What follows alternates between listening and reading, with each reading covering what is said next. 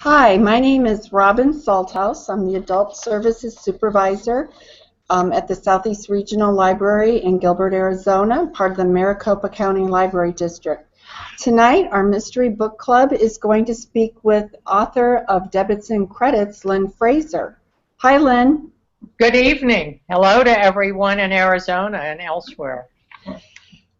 Lyn's book is based on a character by the name of Grace Edna Edge, who is a forensic accountant who aspires to be a romance writer under the name Jasmine McPherson. But she's really a nosy sleuth who decides to solve what she believes is the murder of Sally, the best friend of Grace Edna's Aunt Arrow. The police are skeptical, believing Sally overdosed on her medication. In fact, the lead detective appears to be more interested in Grace Edna herself than investigating Sally's death. But aunt and niece persevere, especially when they uncover missing meds prescribed for other senior citizens. And again, author Lyn Fraser, welcome.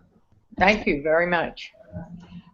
Lyn, one of the things I really noted about your story was your use of addressing a lot of social issues, things that many people in our society are grappling with today, especially the poverty and the illegal drug use. What motivated you to focus on those issues in this book? I had read a number of articles about areas where seniors were selling medications to make ends meet. There were some hearings held in western Kentucky was one area, and articles about other parts of the country. And then I have worked as a chaplain for hospice and palliative care organizations here in western Colorado and for the Veterans Administration VA hospital, and have learned quite a bit about prescription drugs, painkillers especially, and what happens to the prices of those drugs when drug companies can block having a generic version. And then another piece of this is that two doctors in Montrose, which is a community near where I live, they are now charged with murder for overprescribing medications and having several elderly patients die as a result of these prescription medication. So it's a combination of things, an interest in from palliative care work and kind of end-of-life care and the kinds of medications that are used, and then what happens when people have economic difficulties and have these medications and find they can sell them for a profit. All of this came together as part of my research on the book. Well, and it was very timely as I read it. Our local journalism school, part of ASU, actually did a big expose on the heroin problem that I guess we don't realize exists in the valley here in Phoenix.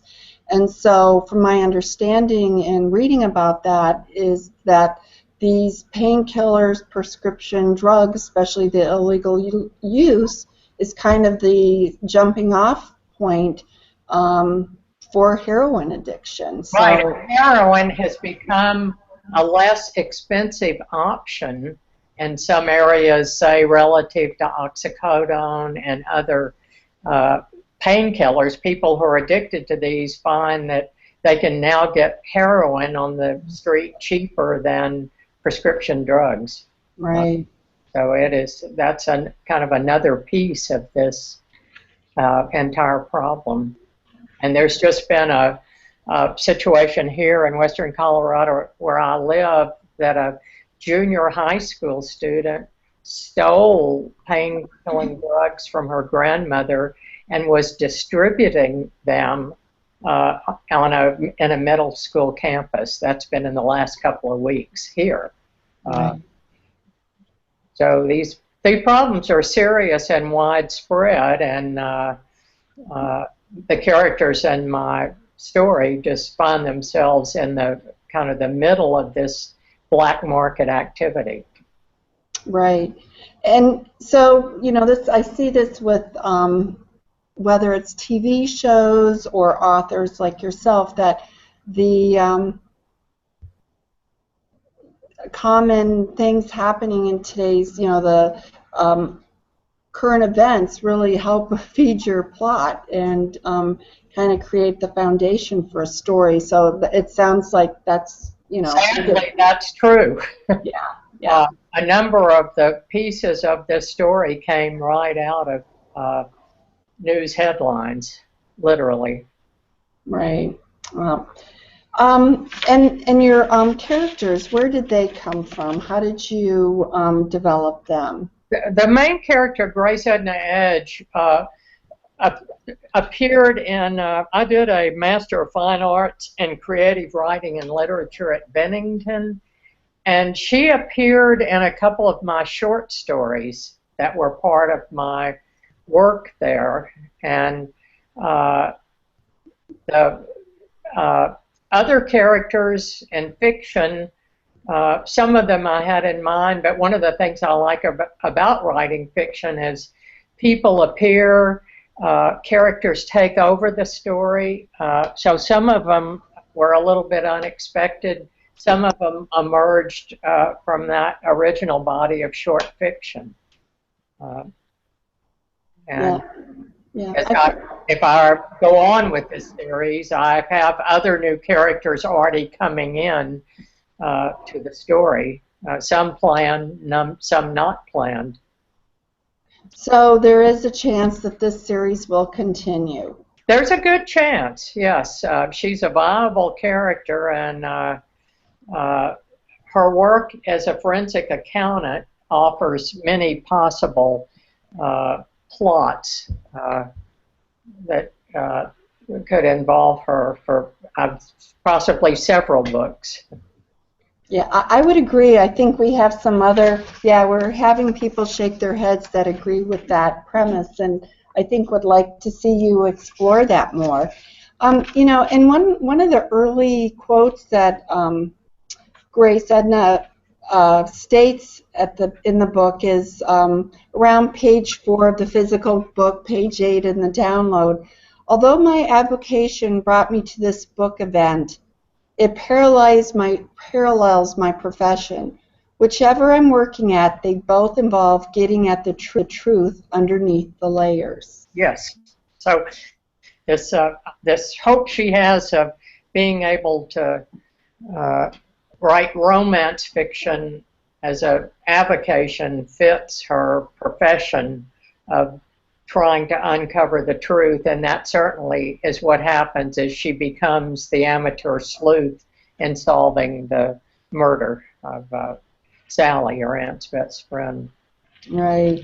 And the other thing, maybe you can tell us about, and I think this is how I got to know you, was you actually were recommended by a college business class as a read the class. Right. There's a class at Arizona State University. It is a business class for non-business majors. So people who wanting to learn something about business, but not planning to make that as a career. And the professor of that class thought this book was a wonderful match to help people learn something about business and what's underneath the kind of financial presentations that companies make, often to hide what's actually going on, but also the idea that there's the same kind of analytical skills that you use in business practices are the same analytical skills you use to solve a murder. And she wanted to know if her students would find that connection, and they absolutely have. Each student who reads the book writes a paper, and the student responses are just absolutely delightful. They're insightful. They definitely find all these connections, and they say things like they're learning something about business in a very unusual and enjoyable way. One student said that he loaned the book to his mother to read, and then she wouldn't give it back for him to write his paper. So, yeah, this has been a kind of surprising but very exciting way to kind of get this book out to the public in unexpected ways. Yeah. Well, and I think how wonderful that that teacher also helped the students make that connection, because so many times, you know, we don't realize, we think something is so foreign like business, but, you know, maybe presented as you have in your book, it really makes it clear what the connection is to rest of our lives, whether it's being able to understand an annual report, or, you know, are you dealing with a reputable business? Right. And these students come from non-business majors. A number of them are humanities majors. They're criminal justice majors, theater majors, and they've really found a good connection to this story, what they're studying in class, and what they're interested in doing in their own lives. So it's been a lot of fun for me to read their responses and comments on the story. I can imagine. Getting back to character development, so Grace has a couple of interesting hobbies, one being golf. So how does golf fit into all of this? And it seems like in your own personal life. Some of I think as writers, we certainly use things from our personal lives, and so golf has been a challenge for me, and this character, Grace, likes a challenge. She always thinks she can figure things out, and we can see from the mess she's made of her personal life that she actually can't. So golf is another area where she thinks she can get it just right, but she finds that it's ever a challenge. And I think that's probably true of the game of golf and some other sports. Are things you just cannot solve, no matter how much you practice and take lessons. And so I think some of these things, and people have asked me, like her wild socks.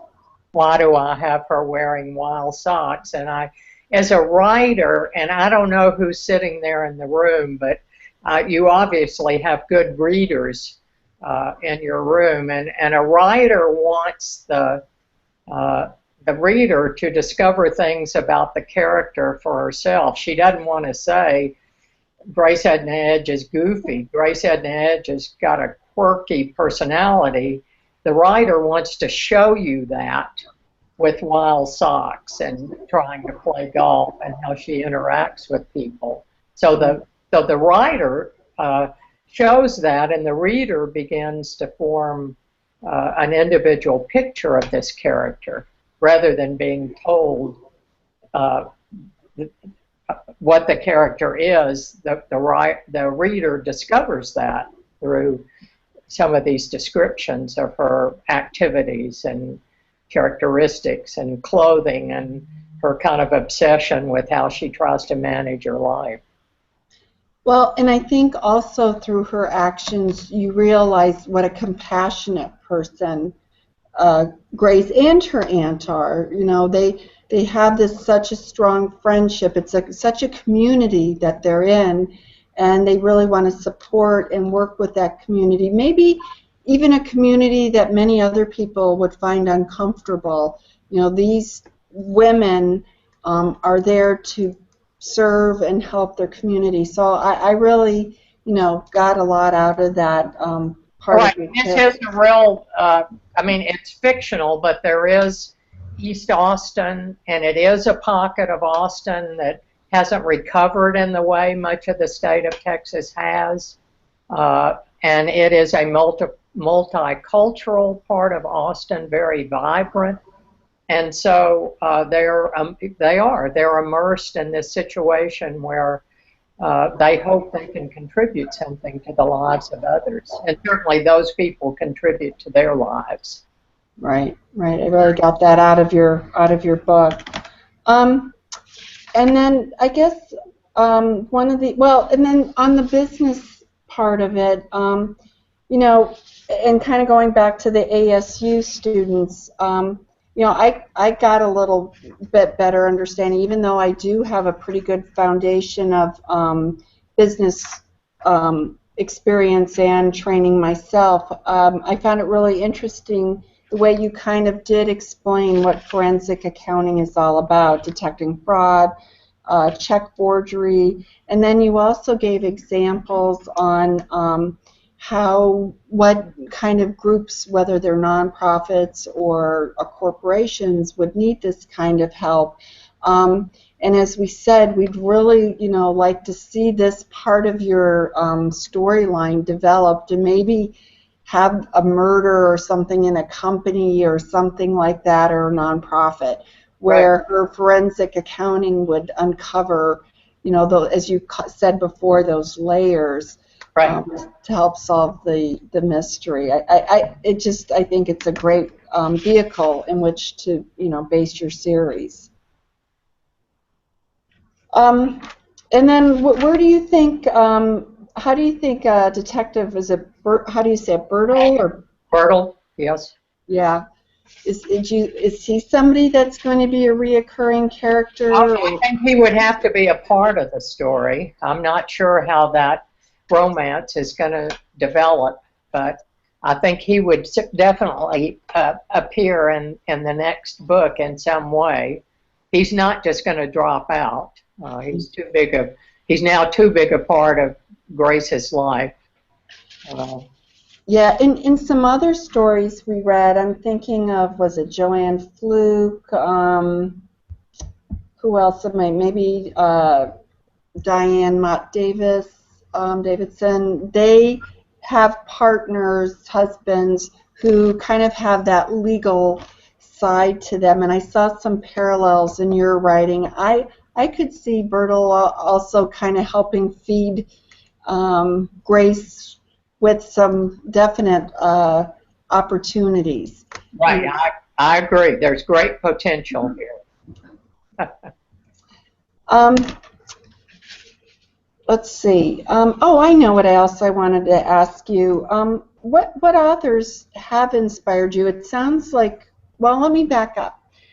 It sounds like you have a pretty interesting background in education and your training. So you are by training an accountant, is that correct? I started as an accountant, and then I did additional. I'm a CPA. I still maintain my license as a non-practicing accountant, but I did additional graduate work that has kind of expanded my professional capabilities to include the hospice and palliative care work, as well as teaching writing at the university level.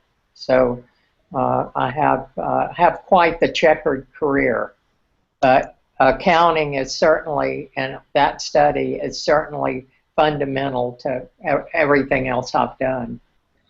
Well, and do you think there's a parallel to your, the discipline of accounting and writing? Definitely. And writing is a discipline. It is something that I do every day and have almost since I could write from second grade. I have wanted to have a novel published. So it is a long time dream, but writing is something that I do every day, and it is a practice. People think we can just sit down and have these stories flow out, and occasionally there are days like that, but mostly writing is hard work. It's a disciplined practice, and I've set time to do that, and I think certainly accounting has the elements of that kind of discipline, something that you stay with until until things balance. That's true. Yeah, and that was some of the hardest things I was dealing with when I took my accounting class at college, was getting all those relationships and understanding them. But certainly it's something you do have to forge ahead and kind of construct as you're writing a book. Yeah, there are definitely a lot of parallels there. Well, and maybe the second part, and again, I'm going to ask our members here, if you have any questions, either come on up or slip them to me and we'll pose them. But maybe you can explain what you've gone through to get yourself published. I think that's something of a feat in itself to be, you know, a published author.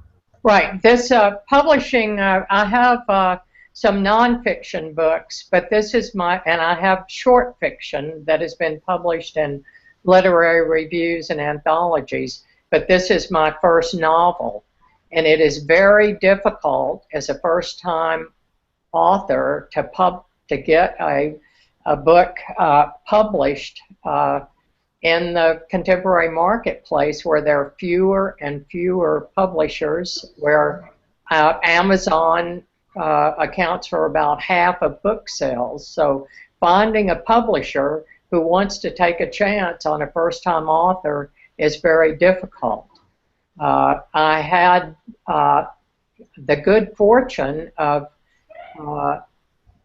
networking with one of my fellow students from my graduate program at Bennington. Had published a mystery with Mainly Murder Press. They are a New England press.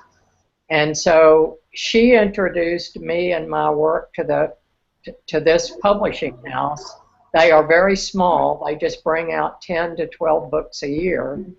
And I had considered working with an agent, trying to go to a bigger publisher, and the agent who was interested in representing this work wanted me to turn it into a thriller. And it didn't fit what I wanted to do with the writing. This would be called a cozy mystery, without the kind of overt violence language, some of the things you find. And I was uncomfortable with the direction the agent wanted to take it, so I kept it myself and wound up selling it to this smaller publishing house, and was just absolutely thrilled that somebody wanted to publish it. And working with a smaller publisher, I guess the disadvantage is the author does all the marketing, but that's pretty much true anymore with any fiction, in fact, any book. The author winds up doing most of the promotion. But they brought it out in a fairly short period of time. They were very good to work with. Let me choose they presented me with some choices on the cover, but I kind of described what I wanted. So they were very good to work with through the production process. And so I'm just delighted to have this book in print. But it is very difficult, and to find a publisher, particularly without any track record in that genre. Yeah. Well, but do you think and was it textbooks you were writing? Yes, I have a textbook published by Pearson Prentice Hall that's just come out in its 11th edition, and I have 2 books on the Psalms that are related to my work with hospice and palliative care. So I have some kind of track record as a writer and publisher, but not in fiction and not in mystery novel publication. Right. But it sounds like that certainly was advantageous to. Right. People can see me as a professional writer who will carry through with what I say I will do. I will commit to doing certain things and keeping a book on track and on schedule and following through with the marketing. and they can trust that I'll do that. So yes, that would certainly, I think that certainly helped in this process. Right. Now, and then, you know, actually you mentioned Amazon. I think it was Amazon that we used to get your physical books. I Right. mean, do you see Amazon as being a good distribution? Absolutely. They, the publisher immediately listed the book on Amazon, the ebook and the hard copy, and so I've sold a lot of the book sales have come through Amazon, no question. And I'm pushing the book. I would like to support independent bookstores, so the review in the Denver Post helped enormously to get the book out to independent bookstores, and I would like more sales coming through individual stores, but I'm very grateful for Amazon's marketing. I mean, I have my own web page, but I also have an author's page on Amazon. So it's sold very well there, and I don't know, I think 15 or 16 very good reviews on Amazon that certainly help if someone's wanting to thinking about buying the book, and they look up the book and find those reviews there. That's enormously helpful. Yeah, no, definitely. Yeah, well, that's good. And yeah, I think the independent bookseller is certainly, you know, somebody we would like to also see supported in all of this. So that's great that you're working that way. Did anybody have a question or want to submit anything? You kind of answered everything. Has she? Okay, well, Doris is we're gonna hand one. So here we have, I have a question. How did you come up with the drug interaction? Okay, good. Very, very good question. That's a great question. I spend, I'm a native Texan, even though I've lived in Colorado for 20 years, and I do spend time in Texas, particularly Austin. I was at a neighborhood drugstore near where I was staying in Austin, not unlike the drugstore that's in this story, and I started talking to the pharmacist. We talked about Austin mystery writers. This pharmacist was kind of tuned into Austin mystery writers. Jeff Abbott is one, and some others she knew personally, and I said, I'm working on a story. I have the character and I have the idea, but I'm not sure how the murder would take place. Do you have a thought from your drug background of what would make an interesting murder case? And she pulled out the drug pharmacists get sheets on drugs all the time with background information and interaction, and she had just received the information on this particular interaction that appears in the book, and she handed me the copy. It's not very widely known, and I still have it. I said, you've just given me my story. So it is a real drug interaction that came right from the hands of the pharmacist from the drug company. Okay, so and to follow up with our question is then there wasn't an actual murder, it was the pharmacist's knowledge or new knowledge that helped you.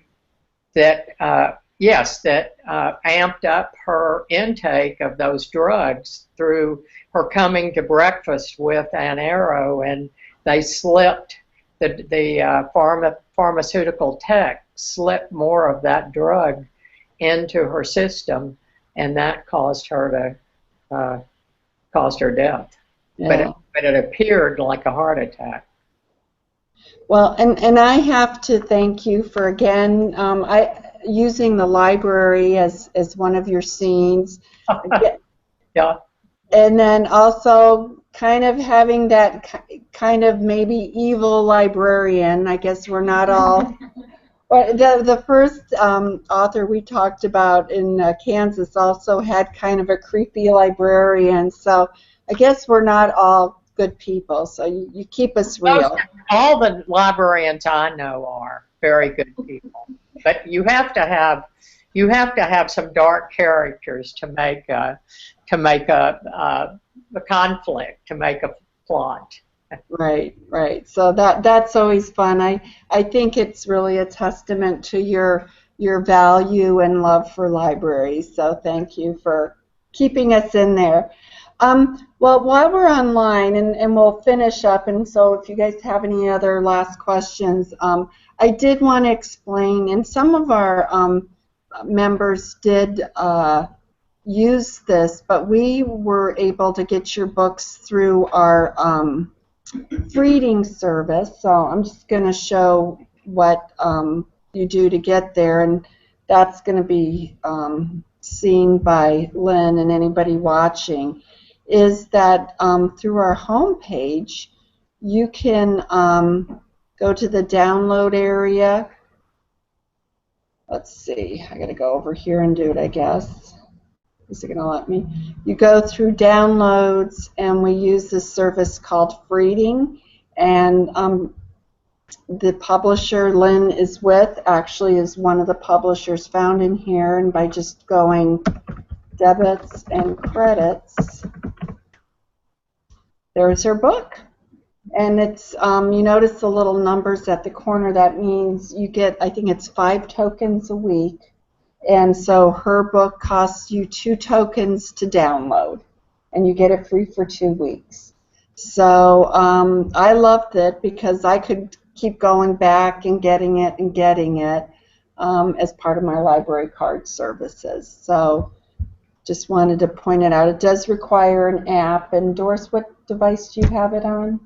I have it on the Kindle Fire. So yeah. I have it on the iPad. And so yeah, people who have iPads, Kindle Fires, can all get access to, you know, these great books. So, well, so Lynn, I guess in closing, is there anything that you would like to tell us about? Let me see. Can you see me? Yes.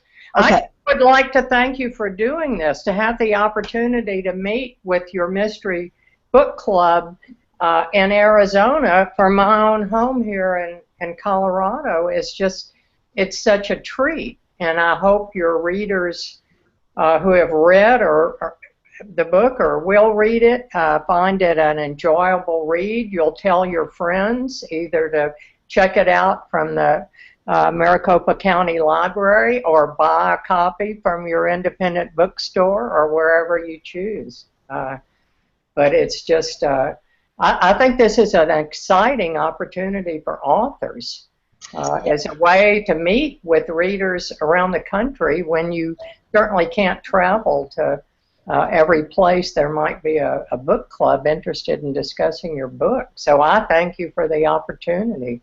Right, and you did it from the comfort of your home.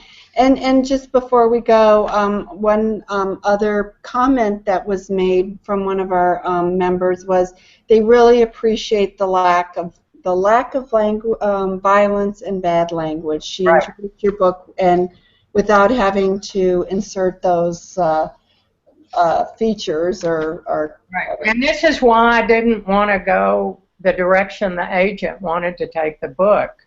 So